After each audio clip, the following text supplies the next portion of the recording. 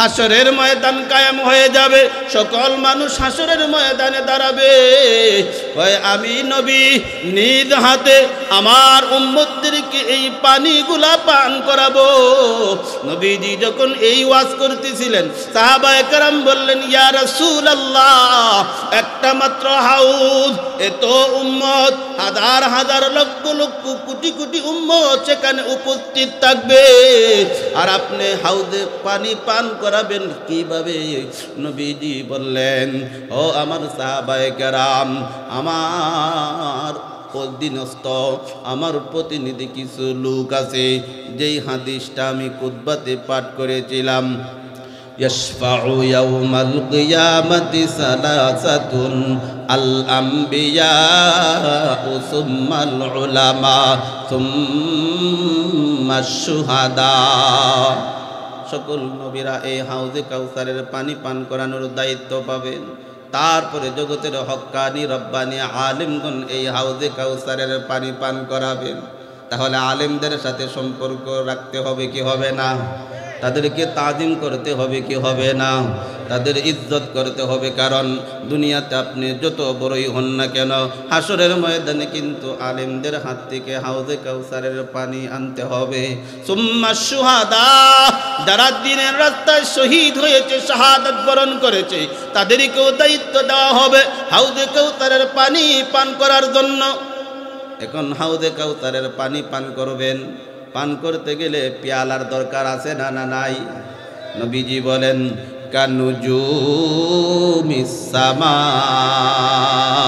সাহাবায়ে কেরাম, চিন্তার কোনো কারণ নাই, আকাশে যেই রকমভাবে অসংখ্য অগণিত তারকা আছে, গণে শেষ করা যায় না, আমার এই হাউজে কাউসারের চতুর্দিকে অসংখ্য অগণিত পেয়ালা আল্লাহ তাআলা দান করবেন। এখন পানি পান করতে গেলে কেউ এইরকম গ্লাসে পান করে, কেউ আবার আংটাওয়ালা গ্লাসে পান করে, কেউ কাপে পান করে, কেউ সাদা সিধা পান করে। নবীজি বলেন, চিন্তার কারণ নাই, আংটাওয়ালাও আছে, আংটা ছাড়াও পেয়ালা আছে, তবে শর্ত হইল আমি নবীর আদর্শ গ্রহণ করতে হবে, আমি নবীর সুন্নত অনুসরণ করতে হবে। নবীজি বলেন, আমার উম্মত, চিন্তার কোনো কারণ নাই, হাসরের ময়দান যখন কায়েম হবে, তখন তিনটা জায়গায় আমাকে তোমরা তালাশ করবা, তিনটা জায়গায় আমাকে অনুসন্ধান করবা। এক নম্বর স্থান, হাউজে কাউসারের পাশে আমি নবী দাঁড়ায়া থাকবো। দুই নম্বরের স্থান হইল যখন আমার উম্মতের আমল নামা ওজন দেওয়া হবে। কেমন ভয়াবহ পরিস্থিতি! নবীজি বলেন, তিনটা সময় মানুষ তার আপনজনকে ভুলিয়া যাবে, সন্তানকে ভুলে যাবে, মা বাবা, স্বামী তার স্ত্রীকে ভুলে যাবে, বাবা তার সন্তানকে ভুলে যাবে, বন্ধু বন্ধুকে ভুলে যাবে।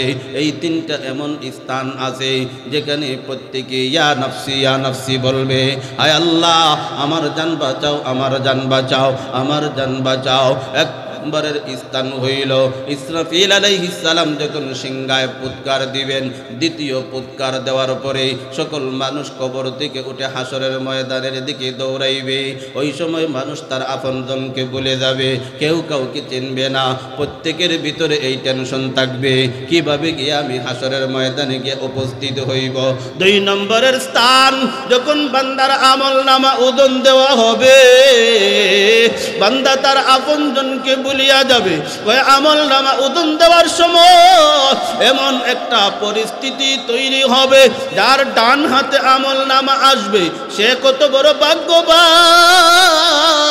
আজকে দুনিয়াতে সামান্য একটু পরীক্ষায় পাশ করলে পরে কত আনন্দিত হইয়া যায়, বাড়িতে আত্মীয় স্বজনদেরকে এসে মিষ্টি খাওয়ায়, একটু বড় লোক হইলে পুরা গ্রামেই মিষ্টি বিতরণ করে।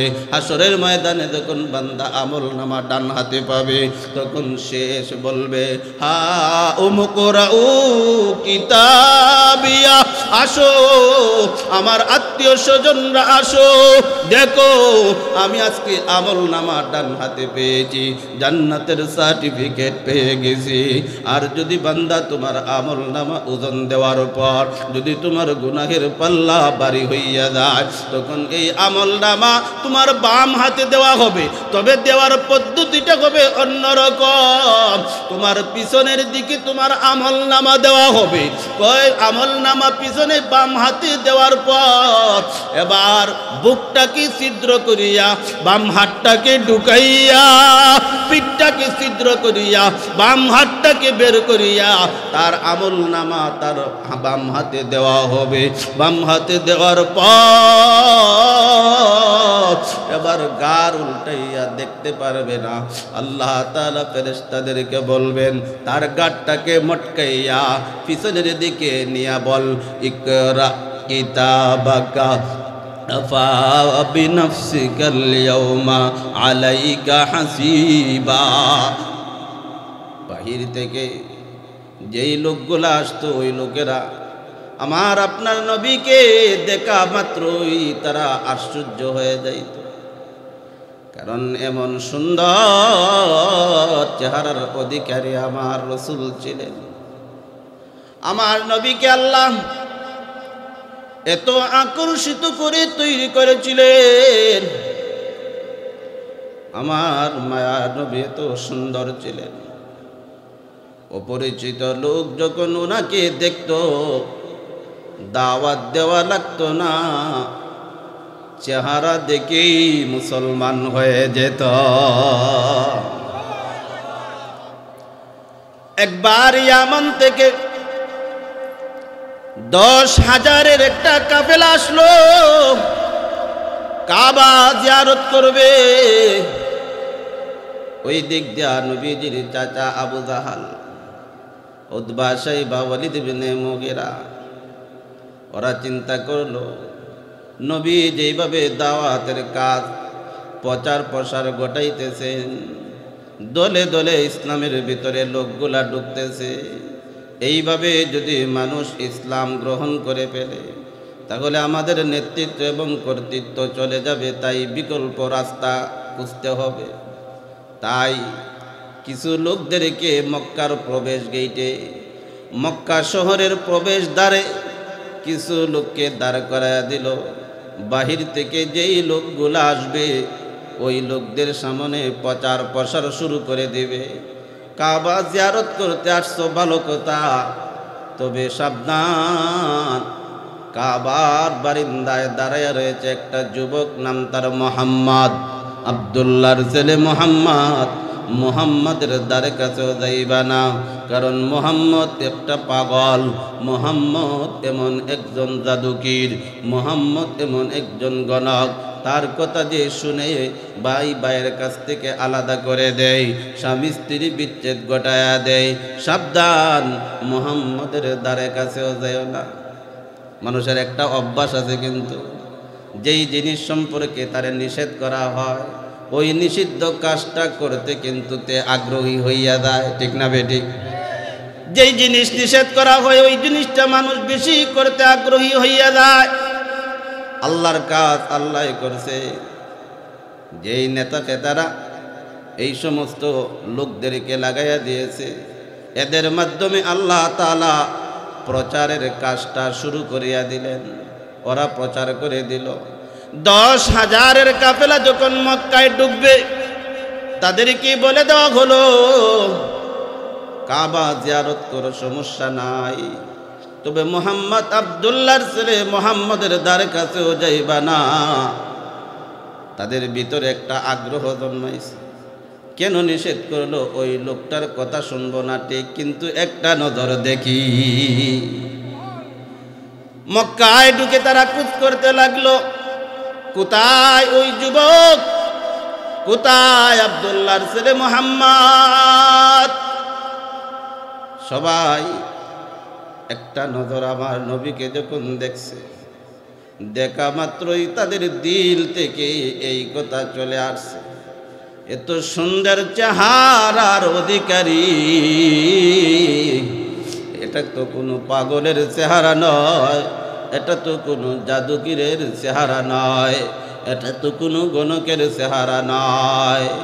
10,000-এর কাফেলা হুজুর সাল্লাল্লাহু আলাইহি ওয়াসাল্লামের কাছে এসে তারা বলতে লাগলো, ইয়া রাসূলুল্লাহ, ও মুহাম্মদ, আমাদেরকে ভুল ইনফরমেশন দেওয়া হয়েছিল, আমরা এই কথার সাক্ষ্য দিতেছি আপনি কোনোদিন মৃত্যুক হইতে পারেন না, এটা কোনোদিন পাগলের চেহারা নয়, আমাদেরকে কালিমা পড়ান, আমরা এই মুহূর্তে মুসলমান হয়ে যাব। নবীজির দুধ মাতা হালিমাতুস সাদিয়া শিশু নবীকে ছোট্ট থাকা অবস্থায় নিয়ে গেছেন দুগ্ধ পান করানোর জন্য। 2 বছর দুগ্ধ পান করাইয়া একটা মহব্বত লেগে যায়। একটা প্রাণী যখন একটা বাচ্চাকে দুগ্ধ পান করাইয়া লালন পালন করে, বাচ্চাটার প্রতি কিন্তু মহব্বত লাগে। হালিমাতুস সাদিয়া শিশু নবী মুহাম্মদকে দুগ্ধ পান করাইয়া 2 বছর পর যখন আমেনার কাছে ফেরত দিতে আসলেন, চোখ থেকে জার জার করে পানি পড়ে, চোখ থেকে অশ্রু জড়ায়। আর আমেনার কাছে এই শিশু পুত্রটাকে দিয়া বলেন, ও আমেনা, কত ভাগ্যবান, কত ভাগ্যবতী তুমি,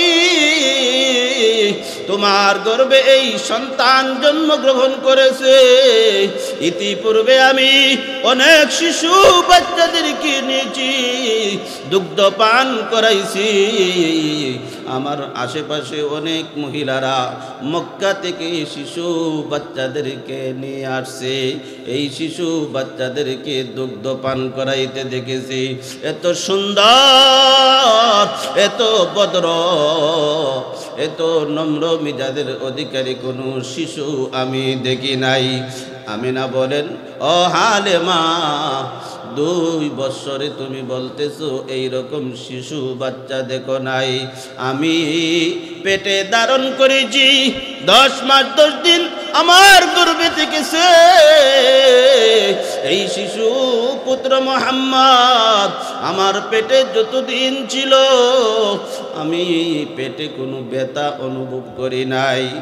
সাধারণত মহিলারা বাচ্চা যখন পেটের মধ্যে আসে তখন একটু বমি বমি ভাব হয়। ও হালেমা, আমার কিন্তু ওই রকম অবস্থাও হয় নাই, কোনোদিন পেটে এরকম ব্যথাও অনুভব হয় নাই। সন্তানকে যখন আমি প্রসব করেছি, ওই আমার এই পুত্র, আশপাশে অনেক শিশু পুত্র দেখেছি, কিন্তু আমার এই শিশু পুত্র মুহাম্মদের মতন আমিও কোনো পুত্র দেখি নাই। আল্লাহ তাআলা এই দৃশ্য দেখতেছেন না দেখতেছেন না? জিবরিল আমিনকে বলতেছেন, হে জিবরাইল। হালিমাতুস সাদিয়া বললেন, দেখেন নাই। মা আমেনা বলেন যে এইরকম শিশু পুত্র দেখেন নাই, তোমার অভিমতটা কি, তোমার মন্তব্যটা কি? হযরতে জিবরিল আমিন বলেন, আল্লাহ আপনি আমাকে 600 নূরের পাখনা দান করেছেন।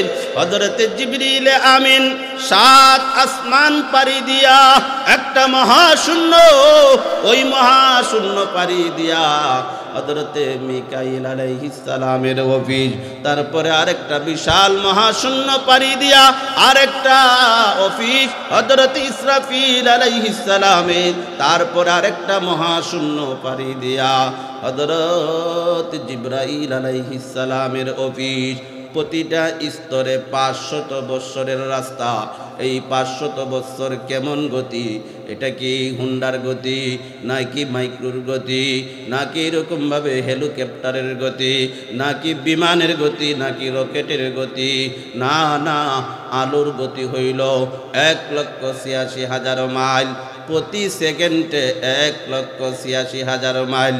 ওলামায়ে কেরামগণ বলেন বিজ্ঞান যদি এমন কোনো আবিষ্কার তৈরি করে ফেলে যার গতি হবে প্রতি সেকেন্ডে 1,86,000 মাইল, 60 সেকেন্ডে হবে 1 মিনিট, 60 মিনিটে হবে 1 ঘন্টা, 24 ঘন্টায় হবে 1 দিন, 7 দিনে 1 সপ্তাহ, এইরকমভাবে 30 দিনে 1 মাস, 12 মাসে হয় 1 বৎসর, 1 বৎসর 2 বৎসর নয় 500 বৎসর যদি ধারাবাহিকভাবে ওই যন্ত্রটা ওই বাহনটা যদি চলতে থাকে, তাহলে আমরা যেই জমিনের মধ্যে আছি ওই জমিন থেকে প্রথম আসমানে যেতে লাগবে 500 বৎসর। সুবহানাল্লাহ।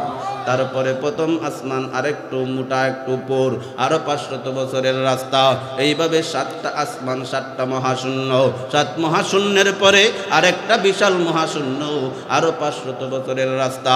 তারপরে হযরতে মিকাইলের অফিস পাড়ি দিয়া আরেকটা মহাশূন্য, ওই মহাশূন্যটা 500 বছরের রাস্তা। ওই 500 বছরের রাস্তা পাড়ি দিয়া একটা অফিস হযরতে ইসরাফিলের অফিস, হযরতে ইসরাফিলের অফিসটা পাড়ি দিয়া আরেকটা মহাশূন্য, ওই মহাশূন্যটা 500 বছরের রাস্তা।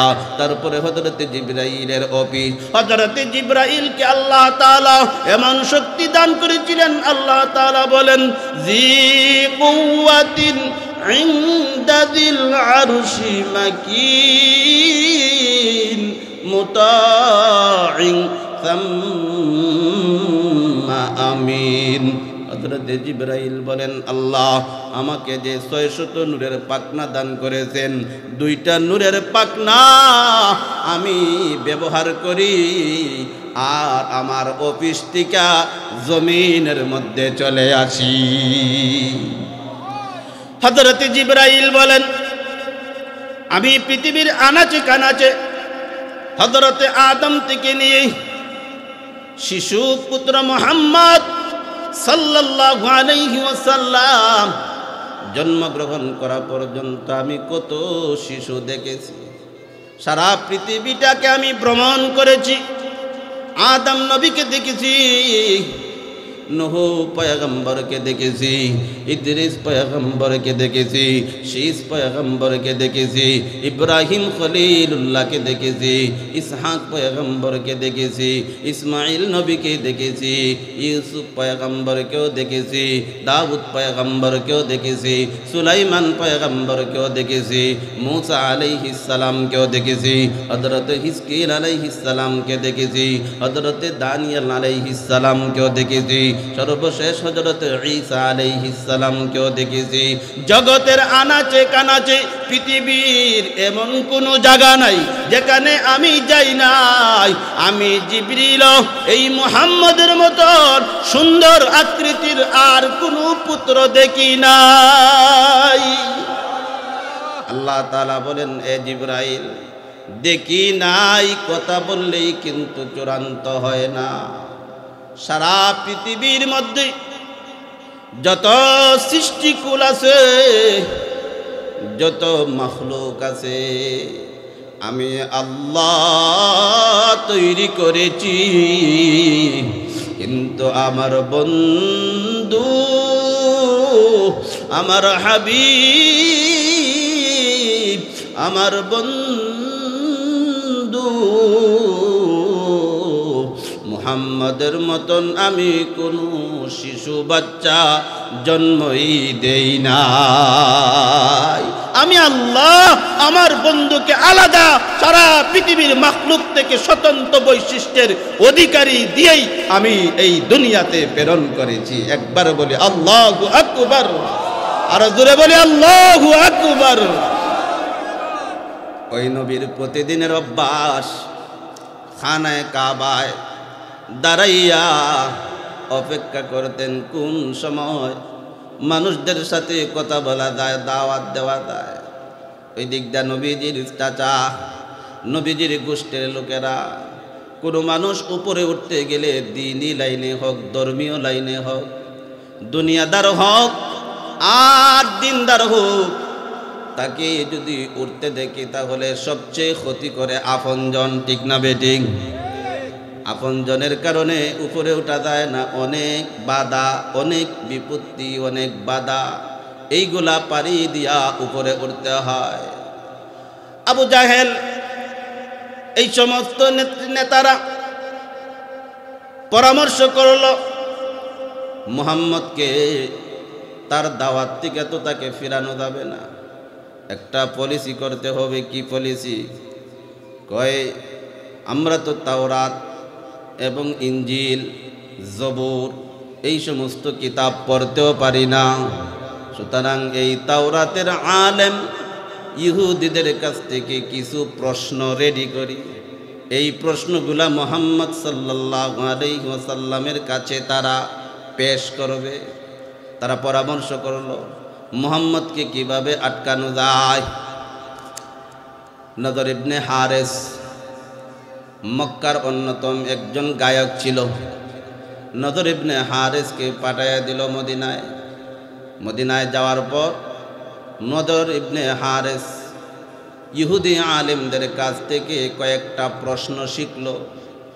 ইহুদি আলেমরা তাওরাত, জবুর, ইঞ্জিল এই 3 কিতাব তারা অধ্যয়ন করে গাটাগাটি করে 3টা প্রশ্ন রেডি করল।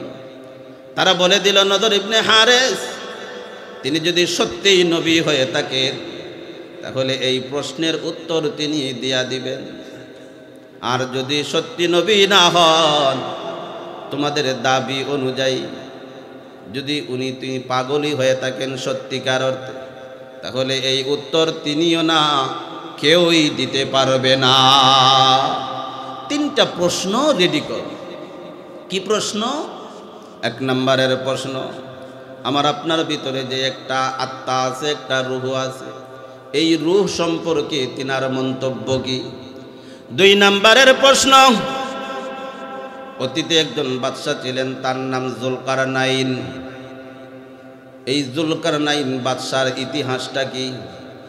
3 নম্বর, অতীতে 7 জন যুবক একটা গুহার মধ্যে আশ্রয় নিয়েছিলেন। ওই গুহার ভিতরে তারা অবস্থান করছিলেন, 300 বছর পর্যন্ত ঘুমিয়ে রয়েছিলেন।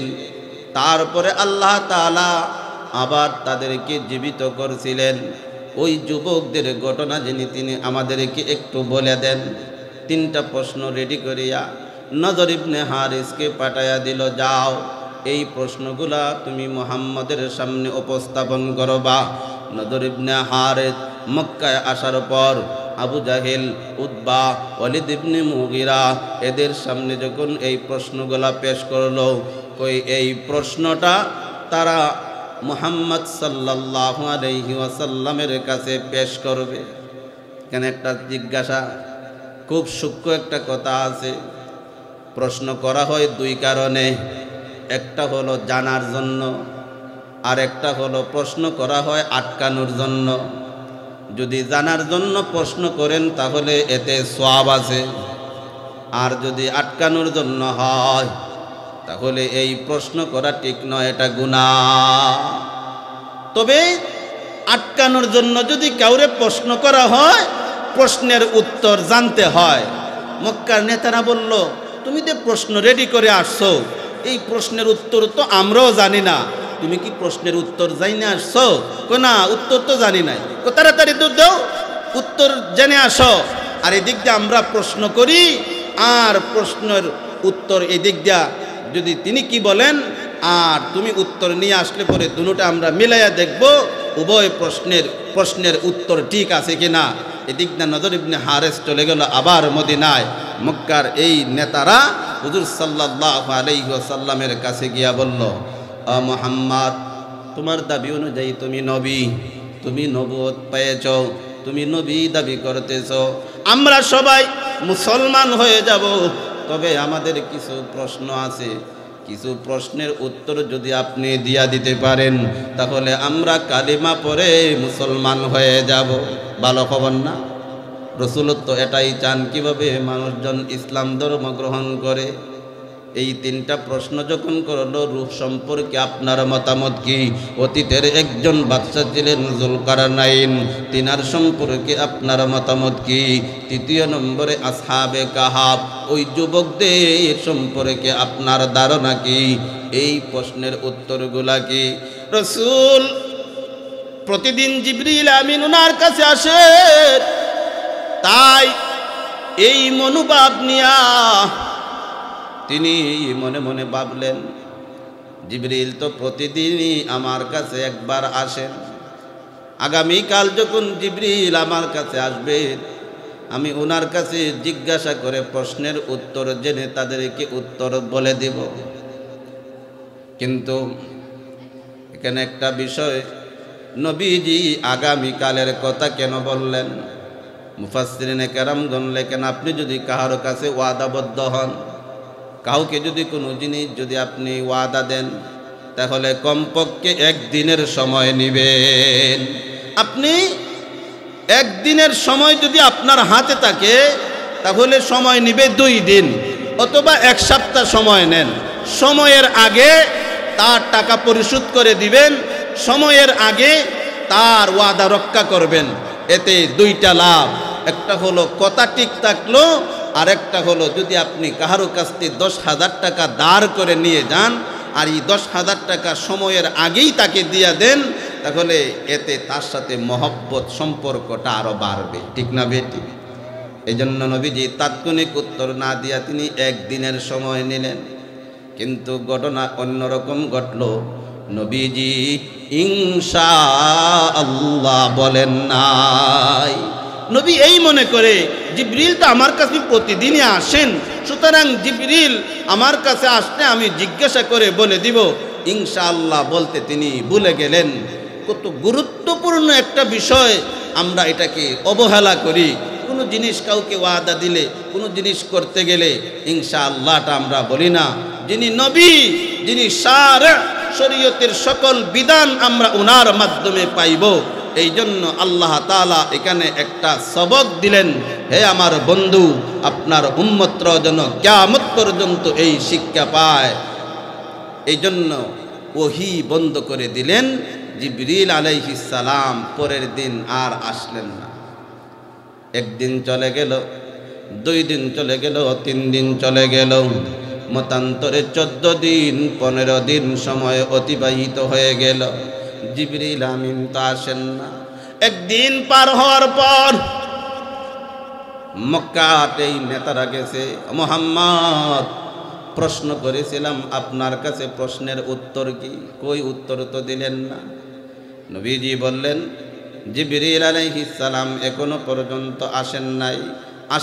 আসলে সাথে সাথেই ওনাকে জিজ্ঞাসা করে তোমাদের প্রশ্নের উত্তর দিয়া দিব।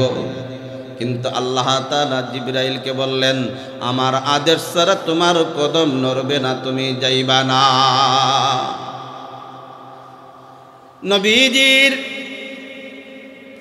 চাচি আবু লাহাবের স্ত্রী উম্মে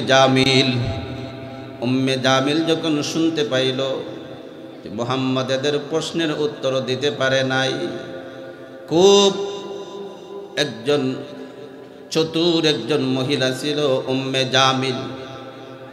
জামিল এমন খুশি হলো এবং প্রচার করতে শুরু করলো। মুহাম্মদের কাছে একটা শয়তান আসতো, একটা জিন আসতো, এসে কিছু আজগুবি কথা বলতো। এখন ওই শয়তানটা আসা বন্ধ করে দিয়েছে, এই জন্য মুহাম্মদ উত্তর দিতে পারে না। জুড়ে বলেন নাউযু বিল্লাহি মিন যালিক। শয়তান বানাইলো কাকে? জিবরাইল ফেরেশতাকে।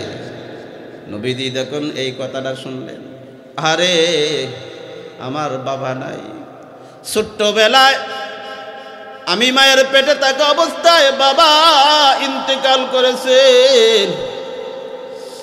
যখন আমি জন্মগ্রহণ করি কিছুদিন যাইতে না যাইতেই 7 বছর বয়সে আমার মাও মারা গেছে। তারপরে আমি লালন পালন হই আমার দাদার তত্ত্বাবধানে। আব্দুল মুত্তালিব কিছুদিন লালন পালন করার পরে তিনিও ইন্তেকাল করলেন। তারপরে দায়িত্ব নিলেন চাচা আবু তালিব কিছুদিন পরে ইন্তেকাল করলেন। নবুয়ত পাওয়ার পর আবু তালেব ইন্তেকাল করেছেন। নবীজি বলেন, আমার মা নাই, বাবা নাই। সাধারণত ছোট্টবেলায় মা যদি মারা যায় তাহলে চাচারা চাচিরা ওই সন্তানকে হেল্প করে, সহযোগিতা করে। আমার চাচি সহযোগিতা করার পরিবর্তে আমাকে নিয়ে ব্যঙ্গ করতেছে আর বিদ্রুপ করতেছে আর আমার বদনাম উড়াইতেছে। নবীজি কাবার প্রান্তরে গিয়া নামাজ আদায় করলেন। নামাজ আদায় করিয়া একটা সেজদা দিলেন। এই সেজদার মধ্যে গিয়া নবীজি এত কাঁদা কাঁদলেন, নবীজির চোখের অশ্রুতে দাড়ি মুবারক ভিজে গেল। এত কান্না কানলেন। এক পর্যায়ে নবীজি বললেন, আল্লাহ, আপনি কি আমাকে ভুলে গেছেন? আপনি মনে হয় আমাকে ভুলে গেছেন। আপনার সব কিছু জানা, আমার মা নাই, বাবা নাই, আমার কোনো গার্জেন নাই, অভিভাবক নাই। একমাত্র কুদরতিভাবে আপনি আমার অভিভাবকের দায়িত্ব পালন করেছেন। আপনি সব দেখতেছেন, সব জানেন। আমার গোষ্ঠীর লোকেরা, আমার আত্মীয়রা কি রকম ভাবে আমার সাথে আচরণ করতেছে, দুর্ব্যবহার করতেছে, আপনি তো সব জানেন, সব দেখেন। আমাকে কি আপনি ভুলে গেছেন? আশিক এবং মাশুক, এটার সম্পর্কটা কিন্তু অন্যরকম মিয়ানে। আশিক মাশুক রমজিত মিয়ানে, আশিক মাশুক রমজিত, কিরামান কাতিবিন রাহম খবর নিত। প্রেমিক প্রেমিকা, আশিক মাশুকের মধ্যে সিগনালে, ইশারায়, কিছু ইঙ্গিতে কিছু কথাবার্তা হয়, যেই কথাবার্তাগুলা অন্যরাও জানে না। এমনকি কিরামান কাতিবিন, যারা আমাদের কাজে সদা সর্বদা প্রস্তুত আমল নামা লিখতে, এরাও কিন্তু অনেক সময় টের পায় না। নবীজি যখন বললেন, আল্লাহ, আপনি কি আমাকে ভুলে গেছেন? আল্লাহ তাআলার কুদরতি অন্তরে আর সহ্য করতে পারলেন না। সাথে সাথে জিবরিল আমিনকে আমার তিলাওয়াতকৃত সূরা, এই সূরাতুদ দুহা, জিবরিল আমিনের সাথে দিয়া পাঠায়া দিলেন। জিবরিল আমিন এসে বললেন, ইয়া রাসূলুল্লাহ, ইয়া হাবিবাল্লাহ, আর কাঁদতে হবে না, আপনি মাথা উঠান। আল্লাহ তাআলা আপনার এই প্রশ্নের উত্তর দিয়া আমাকে পাঠাইয়া দিয়াছে। এতদিন ওহী কেন বিলম্ব হইল? এবার আসেন, 15 দিন কেন জিবরিল আমিন আসলেন না? সেই আল্লাহ তাআলা জিবরিল আমিনকে প্রথম কারণটা বলার জন্য বললেন। সূরা কাহাফে আল্লাহ তাআলা আয়াত নাজিল করলেন, নবী গো, কেন আপনার কাছে আমি ওহী বিলম্ব করলাম? বিলম্ব করার কারণ হইল যে কিয়ামত পর্যন্ত আপনার আগত যত উম্মত আছে, সকল উম্মত যেন এই শিক্ষাটা গ্রহণ করে। ওয়ালা তাকুলান্না লিশাইইন ইন্নী ফাইলুন যালিকা গাদা, যালিকা গাদান ইল্লা আইয়াশা আল্লাহ। এ নবী, আপনি যখন কাউকে কোনো কিছুর প্রতিশ্রুতি দিবেন, আপনি যখন ওয়াদা করবেন, সাবধান, ওয়াদা করার সময় আপনি ইনশাআল্লাহ শব্দটুকু বলবেন। ইনশাআল্লাহ অর্থ হলো, আমি যে এই কাজ করব যদি আল্লাহ চান। এটা ভালো কথা না? আমার কোনো ক্ষমতা নাই, আমার কোনো শক্তি নাই, সকল ক্ষমতার মালিক আর জোরে কোন কে? সকল ক্ষমতার উৎস কে?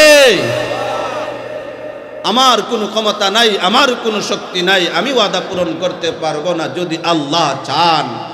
সুতরাং কোনো ওয়াদা, কোনো কথার পূর্বে যদি কেউ ইনশাআল্লাহ বলে, আল্লাহ তাআলা ওই কথা, ওই ওয়াদা পূর্ণ করিয়াই দিবেন। সুবহানাল্লাহ। এই শিক্ষাটুকু দেওয়ার জন্য 15 দিন ওহী বন্ধ ছিল। এবার রসুল যে বলেছিলেন, প্রেমিক প্রেমিকা তারা প্রেম করছে, যদি সামান্য একটু মনোমালিন্য হয়, একটু যদি কথার মধ্যে হেরফের হয়, তখন বিচ্ছেদের জ্বালাটা বড় বাড়িয়া যায়। আশিক এবং মাশুকের মধ্যেও যখন সামান্য একটু হয় তখন একটু কথাতেই অনেক বড় করে হিট লাগে। নবীজিদে বলেছেন, আল্লাহ আপনি কি আমাকে ভুলে গেছেন? তখন আল্লাহ এই সূরাতুদ দুহার আয়াত নাজিল করে বলতেছেন, আমি আপনাকে বলি নাই। আমি কেমন বলছিলাম এবার শুনেন। ওয়াদ-দুহা ওয়াল-লাইলি ইযা সাজা, দুইটা সময়ের কসম খাইলেন। একটা হলো দুহা, আরেকটা হলো লাইল, রাত্রের। দুহার অর্থ হইল সূর্য উদয় হওয়ার পর, সূর্য যখন একটু উপরে উঠে, যেই সময়টাকে চাঁদের সময় বলা হয়, ইশরাকের সময় বলা হয়। ইশরাকের পরে শুরু হয় চাঁদের নামাজ। এই নামাজের সময় শুরু হয়। এই সময়টুকুর কসম খাইলেন। ওয়াল্লাইলি ইযা সাজা, ওই রাত্রির কসম খাইলেন। কোনো মানুষ যখন শপথ করে, কসম করে, কথার ওজনটা বাড়ানোর জন্য কসম খায়, ঠিক না বেটি? তার কথা যদি স্বাভাবিকভাবে প্রাথমিকভাবে কেউ বিশ্বাস করতে না চায়, তখন সে শপথ করে বলে, আল্লাহর কসম আমি এই কাজ করি নাই অথবা করছি। আল্লাহ তাআলা এই দুইটা সময়কে কেন বেছে নিলেন? দিনের শুরুবাত এবং রাত্র যখন গভীর হয়, এই দুইটা সময়কে তিনি বেছে নিছেন এই জন্য। এই দুইটা সময়টা বড় দামি। নবীজি বলেছেন, কোনো ব্যক্তি যখন ফজরের নামাজ আদায় করে, ফজরের নামাজ আদায় করিয়া তার জায়নামাজে বসে থাকে, ও পর্দার মা, ফজরের নামাজ আদায় করার পর যদি তুমি তোমার জায়নামাজে বসে থাকো, জায়নামাজে বসে কিছু তাসবিহাত আছে, সুবহানাল্লাহ, আলহামদুলিল্লাহ, লা ইলাহা ইল্লাল্লাহ, আল্লাহু আকবার 100 বার, দুরূদ শরীফ 100 বার, আর 100 বার ইস্তেগফার। এই আমল করতে করতে সূর্য উঠে যাবে। যখন ইশরাকের সময় হবে, কোনো ব্যক্তি যদি তার এই নামাজের জায়গা ত্যাগ না করিয়া যদি ইশরাকের নামাজ আদায় করে, আল্লাহ তাআলা তার আমল নামায় একটা কবুল হজের সওয়াব দান করবেন। কত দামি একটা সময়, কত ফজিলতপূর্ণ একটা সময়। যদি দ্বীনি লাইনের হয়, দিনদার হয়। আর দুনিয়াদারদের জন্য এই সময়টা বড় দামি। কেমন দামি? ভোর থেকে নিয়ে 9-10টা পর্যন্ত যারা কৃষি কাজ করে, এখন ধান লাগানোর সময়, এই 9-10টা পর্যন্ত যেই কাজটা হয় সারাদিনও ওই কাজ হয় না, ঠিক না বেটি? তাহলে এই সময়টার দাম আছে না নাই? এই জন্য আল্লাহ তাআলা দিনের শুরুর ভাগে কসম খাইলেন, আর রাত্র যখন গভীর হয় এই সময়টার কসম খাইলেন। কেন ওই সময়ের কসম খাইলেন? ওই সময়টা এত দামি। যারা দিনদার, যারা আল্লাহওয়ালা, রাত্র যখন গভীর হইয়া যায়, গভীর হওয়ার সাথে সাথে তারা বিছানা শয্যা ত্যাগ করিয়া ওযু করিয়া জায়নামাজে দাঁড়াইয়া যায়। নামাজ আদায় করিয়া তারা মুনাজাত করে, তাসবিহ আদায় করে। এই জন্যই কবি বলেন, অতি গভীর রজনী যখন নীরবে প্রভুর নাম জপিও তখন, নীরবে প্রভুর নাম জপিও তখন। প্রভুর করুণা যদি পাইবার চাও, প্রভুর করুণা যদি পাইবার চাও, গভীর রাতে উঠে প্রভুর গুণগান গাও। শেষ রাত্রে উঠে যারা তাহাজ্জুদ আদায় করিয়া যখন চোখ থেকে অশ্রু পালায় পানি বের হয়, আল্লাহ তাআলা বলেন, বান্দা এই সময়টা ছিল তোর ঘুমের সময়, এত আরামের সময়। তোর এই গরম বিছানাটা ছেড়ে দিয়া তুই যখন দাঁড়ায়া গেছ, বান্দারে একমাত্র আবার মাগফিরাত পাওয়ার জন্য, একমাত্র তোর মাগফিরাত ক্ষমা পাওয়ার আশায় তুই যখন একটু ত্যাগ করছো, তোমার আরামের বিছানা ছাড়ছো, এরে বান্দা তুই যখন গভীর রাতে উঠিয়া তাহাজ্জুদের নামাজ আদায় করিয়া যখন তুই হাত উঠাইয়া তোর চোখ থেকে অশ্রু বের করবে, তোর চোখ থেকে অশ্রু বের হওয়ার সাথে সাথে নাকের ডগায় আসার আগে আগে আমি তোর জিন্দেগির গুনাহগুলি মাফ করিয়া দিব। তাহলে দিনদারদের জন্য ওই রাত্রটা, গভীর রাত্রটা বড় নিয়ামত, বড় গনিমতের সময়। আর যারা দুনিয়াদার এদের জন্য বড় সুবর্ণ সুযোগ। সারাদিন কাজ করার পর রাত্র যখন গভীর হয় তখন তার ঘুমটা চাপে, ঠিক না বেটি? নিগুর ঘুমের দ্বারা তার সারা দিনের ক্লান্তি দূর হইয়া যায়। এজন্য এই দামি দুইটা সময়ের কসম খাইলেন, শপথ খাইলেন। এবার আসেন আর একটু বিশ্লেষণ করি। আল্লাহ তাআলা এই কথাটাই বুঝাইতে চাইতেছেন, ওয়াদ-দুহা ওয়াল-লাইলি ইযা সাজা। বন্ধুগো, আমার হাবিব দিনের শুরু ভাগে সূর্য যখন একটু উপরে ওঠে ওই জায়গায় কিন্তু সূর্য স্থির থাকে না, আস্তে আস্তে উপরে উঠে উঠে দুপুর হয়, দুপুর হওয়ার পরে সূর্য ডলে যায়, বিকাল হয়ে যায়, রাত্র চলে আসে। ঠিক তদ্রূপ রাত্র যখন গভীর হয় এই রাত্র কিন্তু চিরস্থায়ীভাবে গভীর থাকে না, আবার সূর্য উদয় হয়, সূর্য উদয় হওয়ার পরে দিন চলে আসে। বন্ধু, আমি তোমাকে একেবারে ভুলে যাই নাই, বরং সাময়িকভাবে আমি আপনাকে থেকে একটু দূরে ছিলাম।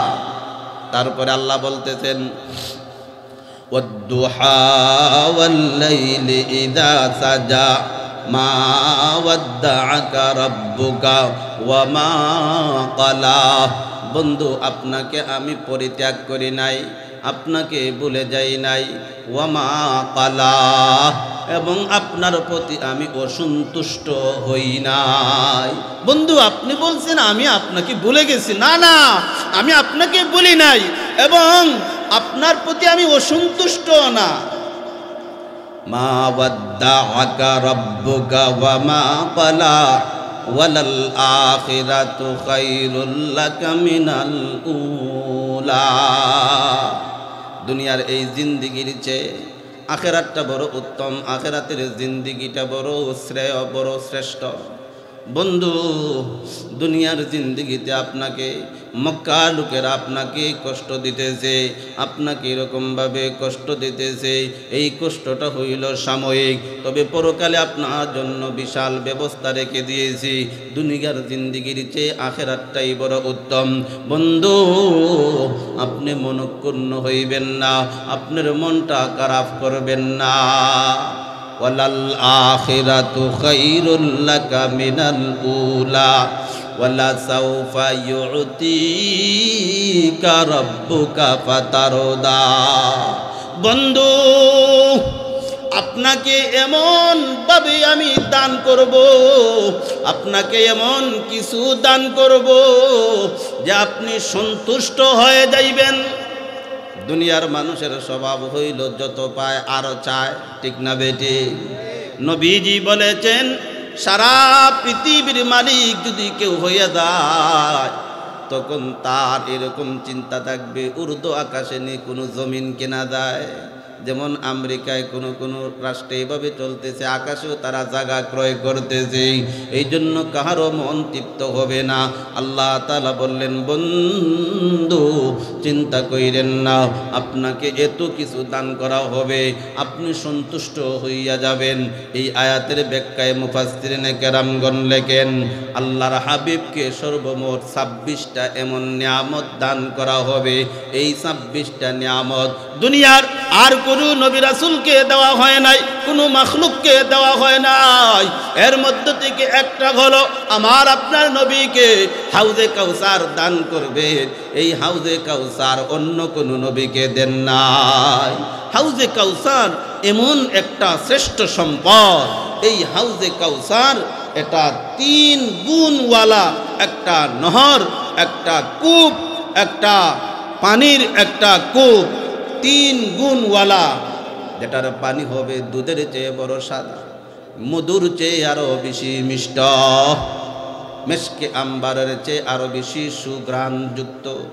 নবীজি বলেন হাউজি মাসিরাতু শাহরিন ওয়া জাওয়ায়াহু সাওয়া ওয়া কিদানুহু কানুজুমিস সামা ওয়া মান শারিবা মিনহু লাম ইয়াদমা আবাদা।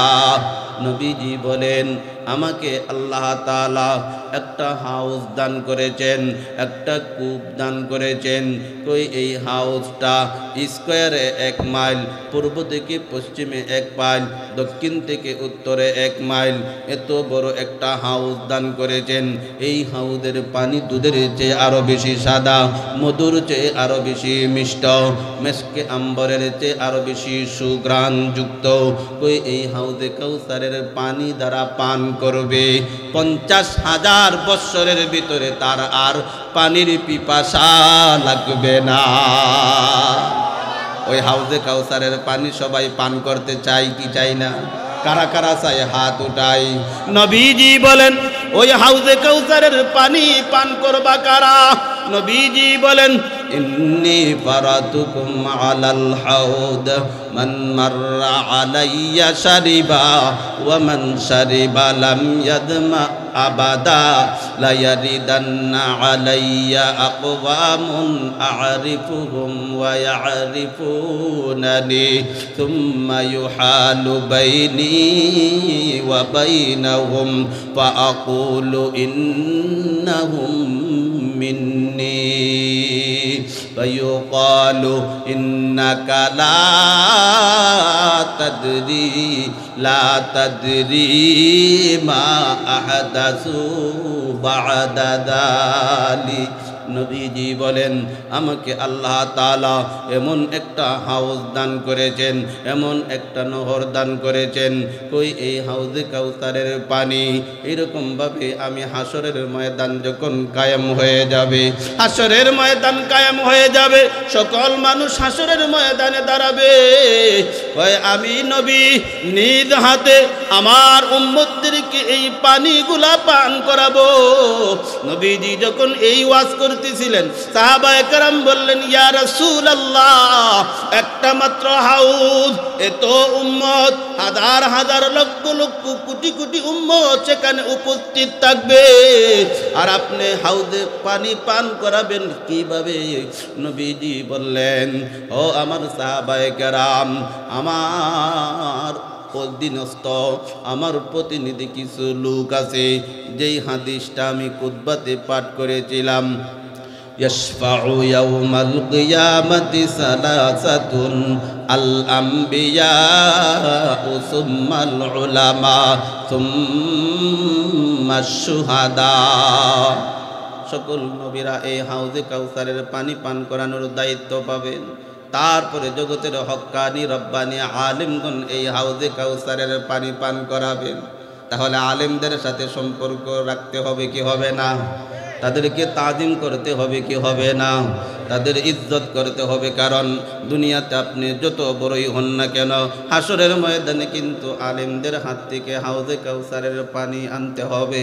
সুম্মা শুহাদা, যারা দ্বীনের রাস্তায় শহীদ হয়েছে, শাহাদাত বরণ করেছে, তাদেরকেও দায়িত্ব দেওয়া হবে হাউজে কাউসারের পানি পান করার জন্য।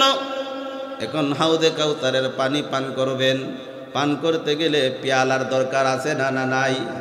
নবীজি বলেন কানুজুমিস সামা। সাহাবায়ে কেরাম চিন্তার কোনো কারণ নাই, আকাশে যেই রকম ভাবে অসংখ্য অগণিত তারকা আছে, গণে শেষ করা যায় না। আমার এই হাউজে কাউসারের চতুর্দিকে অসংখ্য অগণিত পেয়ালা আল্লাহ তাআলা দান করবেন। এখন পানি পান করতে গেলে কেউ এইরকম গ্লাসে পান করে, কেউ আবার আংটাওয়ালা গ্লাসে পান করে, কেউ কাপে পান করে, কেউ সাদা সিধা পান করে। নবীজি বলেন চিন্তার কারণ নাই, আংটাওয়ালাও আছে, আংটা ছাড়াও পেয়ালা আছে। তবে শর্ত হইল আমি নবীর আদর্শ গ্রহণ করতে হবে, আমি নবীর সুন্নত অনুসরণ করতে হবে। নবীজি বলেন আমার উম্মত চিন্তার কোনো কারণ নাই, হাসরের ময়দান যখন কায়েম হবে তখন তিনটা জায়গায় আমাকে তোমরা তালাশ করবা, তিনটা জায়গায় আমাকে অনুসন্ধান করবা। এক নম্বর স্থান হাউজে কাউসারের পাশে আমি নবী দাঁড়ায়া থাকবো। দুই নম্বরের স্থান হইল যখন আমার উম্মতের আমল নামা ওজন দেওয়া হবে। কেমন ভয়াবহ পরিস্থিতি! নবীজি বলেন তিনটা সময় মানুষ তার আপনজনকে ভুলিয়া যাবে, সন্তানকে ভুলে যাবে, মা বাবা, স্বামী তার স্ত্রীকে ভুলে যাবে, বাবা তার সন্তানকে ভুলে যাবে, বন্ধু বন্ধুকে ভুলে যাবে। এই তিনটা এমন স্থান আছে যেখানে প্রত্যেকে ইয়া নাফসি বলবে, আয় আল্লাহ আমার জান বাঁচাও, আমার জান বাঁচাও, আমার জান বাঁচাও। এক নম্বরের স্থান হইল ইসরাফিল আলাইহিস সালাম যখন সিংহায় পুৎকার দিবেন, দ্বিতীয় পুৎকার দেওয়ার পরে সকল মানুষ কবর থেকে উঠে হাসরের ময়দানের দিকে দৌড়াইবে। ওই সময় মানুষ তার আপনজনকে ভুলে যাবে, কেউ কাউকে চিনবে না, প্রত্যেকের ভিতরে এই টেনশন থাকবে কিভাবে গিয়ে আমি হাসরের ময়দানে গিয়ে উপস্থিত হইব। দুই নম্বরের স্থান যখন বান্দার আমল নামা ওজন দেওয়া হবে, বান্দা তার আপনজনকে ভুলিয়া যাবে। ওই আমল নামা ওজন দেওয়ার সময় এমন একটা পরিস্থিতি তৈরি হবে, যার ডান হাতে আমল নামা আসবে সে কত বড় ভাগ্যবান। আজকে দুনিয়াতে সামান্য একটু পরীক্ষায় পাশ করলে পরে কত আনন্দিত হইয়া যায়, বাড়িতে আত্মীয় স্বজনদেরকে সে মিষ্টি খাওয়ায়, একটু বড় লোক হইলে পুরা গ্রামেই মিষ্টি বিতরণ করে। হাসরের ময়দানে যখন বান্দা আমল নামা ডান হাতে পাবে তখন শেষ বলবে হা উমকুরাউ কিতাবিয়া, আসো আমার আত্মীয় স্বজনরা আসো, দেখো আমি আজকে আমল নামা ডান হাতে পেয়েছি, জান্নাতের সার্টিফিকেট পেয়ে গেছি। আর যদি বান্দা তোমার আমল নামা ওজন দেওয়ার পর যদি তোমার গুনাহের পাল্লা ভারী হইয়া যায় তখন এই আমল নামা তোমার বাম হাতে দেওয়া হবে, তবে দেওয়ার পদ্ধতিটা হবে অন্যরকম। তোমার পিছনের দিকে তোমার আমল নামা দেওয়া হবে, কয় আমল নামা পিছনে বাম হাতে দেওয়ার পর এবার বুকটাকে ছিদ্র করিয়া বাম হাতটাকে ঢুকাইয়া, পিঠটাকে ছিদ্র করিয়া বাম হাতটাকে বের করিয়া তার আমল নামা তার বাম হাতে দেওয়া হবে। বাম হাতে দেওয়ার পর এবার গার উল্টাইয়া দেখতে পারবে না। আল্লাহ তাআলা ফেরেশতাদেরকে বলবেন তার গারটাকে মটকাইয়া পিছনের দিকে নিয়া বল ইকরা কিতাবাকা কাফা বিনফসিকাল ইয়াউমা আলাইকা হাসিবা। পড়িয়া দেখ তোর আমল নামা কি, তুই কি করছো, তোর জীবনে কি করছো, এটা পড়িয়া দেখ। নবীজি বলেন 3 নম্বর জায়গা বান্দা তার আপনজনকে বলিয়া যাবে।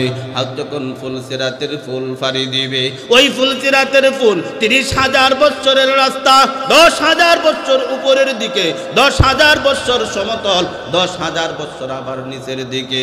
ওই ফুলসিরাতের যেই পুলটা, যেই সেতুটা চুলের চেয়ে আরো বেশি সরু, তরবারির চেয়ে আরো বেশি দাঁড়ালো, আমাবস্যার রাতের চেয়ে আরো বেশি অন্ধকার।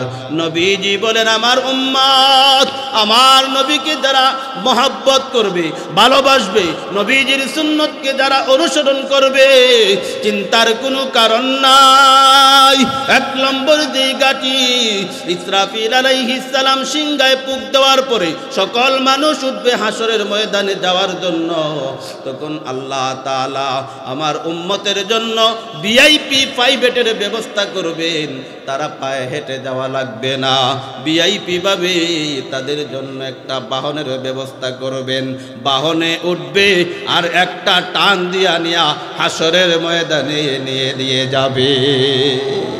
2 নম্বরের জায়গা, আমল নামা যখন ওজন দেওয়া হবে, আমি নবীর উম্মত যারা, আমি নবীকে যারা ভালোবাসছো, ওই সময় মানুষ তার আপনজনকে ভুলে যাবে। আল্লাহ তাআলা দুনিয়ায় থাকতে ওয়াদা করেছিলেন, ওয়ালা সাউফা ইউতিকা রাব্বুকা ফাতারদা, আপনার রব এমন কিছু আপনাকে দান করবেন বন্ধু, আপনি সন্তুষ্ট হয়ে যাবেন, খুশি হয়ে যাবেন।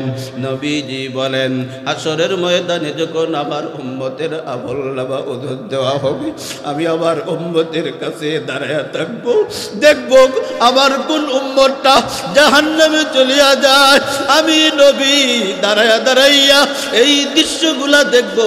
সামান্যতম ন্যূনতম সুন্নতের অনুসারে যদি কোনো উম্মত জাহান্নামের ফয়সালা হইয়া যায়, তখন আমি সুপারিশ করিয়া আমার এই উম্মতদেরকে জান্নাতের ফয়সালা করিয়া দিব। নবীজি বলেন, আমার উম্মত চিন্তা করিস না, হাসরের ময়দানে যেই 3টা ঘাটি, যেই বিপদের সময় মানুষ তার আপনজনকে ভুলিয়া যাবে, আরেকটা হলো যখন ফুলসিরাতের ফুল পাড়ি দিবে। দুনিয়ায় কত ব্রিজ, কত ফুল পাড়ি দিলেন, পদ্মা সেতু পাড়ি দিলাম, যমুনা ব্রিজ পাড়ি দিলাম, এইরকম ভাবে মেঘনা ব্রিজ পাড়ি দিলাম, কত ব্রিজ পাড়ি দিয়েছি, কিন্তু এই ব্রিজ তো, এই ফুল তো জীবনও দেখি নাই, চুলের চেয়ে আরো বেশি ছোট। এইরকম ভাবে অন্ধকার, এমন অন্ধকার আমাবস্যার রাতের যে অন্ধকার, তরবারির চেয়ে আরো বেশি দাঁড়ালো। সকল সাহাবী, সকল উম্মত পেরেশান। নবীজি বলেন, উম্মত চিন্তার কোনো কারণ নাই, 5 ওয়াক্ত নামাজ পড়বা, কার হক নষ্ট করিও না, সত্য কথা বলবা, যার সম্পদ আছে যাকাত দিবা, মাল থাকলে হজ করবা, কারো সম্পদ নষ্ট করিও না, মুখ দ্বারা কাউকে কষ্ট দিও না, কারো হক নষ্ট করিও না। যদি এইভাবে চলতে থাকো, যদি মৃত্যুর দ্বার পর্যন্ত আসো, তাহলে আমি নবী গ্যারান্টি দিতেছি, দুনিয়ায় থাকতে প্রত্যেক ব্যক্তি তার আমলের পাওয়ার অনুযায়ী ফুলসিরাতের ফুলেও এমন ভাবে পাড়ি দিবে, যেরকম ভাবে বৃষ্টি হওয়ার আগে আকাশ মেঘাচ্ছন্ন হয়, আকাশের মধ্যে বিজলি দেয়। কই এই বিজলির গতিতে মুমিন মুসলমান এইরকম ভাবে ফুলসিরাতের ফুল পাড়ি দিয়া চলে যাবে। নবীজি বলেন, আমার উম্মত হাসরের ময়দান এমন একটা ভয়াবহ পরিস্থিতি হবে, সূর্যটা অর্ধ হাত উপরে আসবে, মতান্তরে অর্ধ মাইল উপরে আসবে। আজকে এই সূর্যটা আমার থেকে এরকম ভাবে 13 লক্ষ গুণ বড়, 9,30,00,000 মাইল উপরে। এরপর চৈত্র মাসে, বৈশাখ মাসে, আষাঢ় মাসে, ভাদ্র মাসে যখন রৌদ্রের তাপ বেড়ে যায়, তখন কিন্তু কালে গায়ে মাঠে থাকা যায় না, শরীরে জ্বালাপালা শুরু হইয়া যায়। ওই সূর্যটা যখন অর্ধ হাত উপরে আসবে, জমিন পুরিয়া তামা তামা হয়ে যাবে। ওই দৃশ্যের মধ্যে পানির কিন্তু পিয়াস লাগবে, পানির পিপাসা হবে।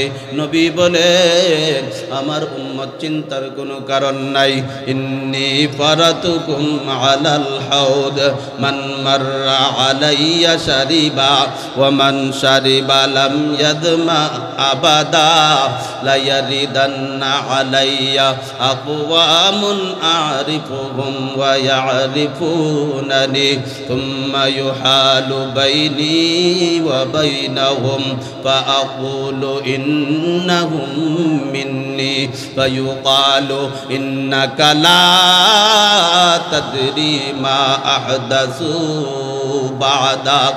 নবীজি বলেন, আমাকে আল্লাহ তাআলা এমন একটা হাউদ দান করেছেন, কই এই হাউদের পাশে আমি বসে থাকব, আমার উম্মতরা আসবে, আমার উম্মতদেরকে আমি এই হাউদে কাউসারের পানি পান করাবো।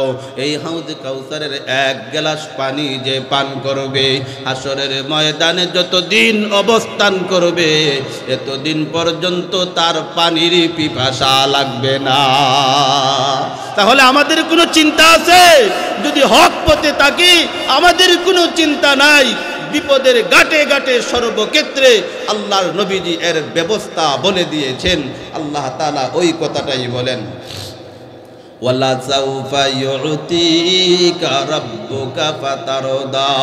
বন্ধু চিন্তা করিয়েন না, আপনাকে এত এত দিব, এত দিব, এত দিব, এত দেব, কেউ কাউকে দিয়া সন্তুষ্ট করতে পারে না। বন্ধু আপনাকে আমি এত দিব যে আপনি এক পর্যায়ে বলবেন আল্লাহ আল্লাহ পেন আমি সন্তুষ্ট হয়ে গেছি। নবীজি বলেন আমিও সন্তুষ্ট হব না। আমার যেই সমস্ত উম্মত গুনাহ করার কারণে জাহান্নামে চলে গেছে, জাহান্নামের আগুনের মধ্যে জ্বলতেছে, নবীজি বলেন যে আমার একটা উম্মত জাহান্নামে থাকা অবস্থায় আমি নবী জান্নাতে যাব না। আল্লাহ নবীজি এত মহব্বত করতেন তার উম্মতদেরকে, এত মায়ার নবী পাইছে রে মুসলমান, এত দয়ার নবী পাইছে রে মুসলমান। আল্লাহর নবীজি বলেন তাহলে মুমিন মুসলমানদেরকে জাহান্নামের আগুনে কেন দেওয়া হবে? একটা প্রশ্ন আছে এখানে। আল্লাহ তাআলা বলেন আমার 100 রহমত আছে, 100 রহমত থেকে একটা রহমত আমি সকল মাখলুককে দান করেছি। এই রহমতটা পাইয়া বাবা সন্তানকে ভালোবাসে, মা সন্তানকে ভালোবাসে, এইরকমভাবে পশু তার বাচ্চাকে ভালোবাসে, প্রাণী তার বাচ্চাকে ভালোবাসে। এটা হলো মহব্বতের একটা বন্ধন। এক আনসারি মহিলা আল্লাহ নবীজির কাছে ওই প্রশ্নটাই করে বসলো, ইয়া রাসূলুল্লাহ, যদি আল্লাহ দয়াবান হন, যদি 99 ভাগ রহমত আল্লাহর কাছে রেখে থাকেন, আর 1 ভাগ রহমত 1 ভাগ দয়া মায়া যদি আমাদেরকে দান করিয়া থাকেন, তাহলে এই 1 ভাগ রহমত পাইয়া আমরা সন্তানদেরকে তো ভালোবাসি।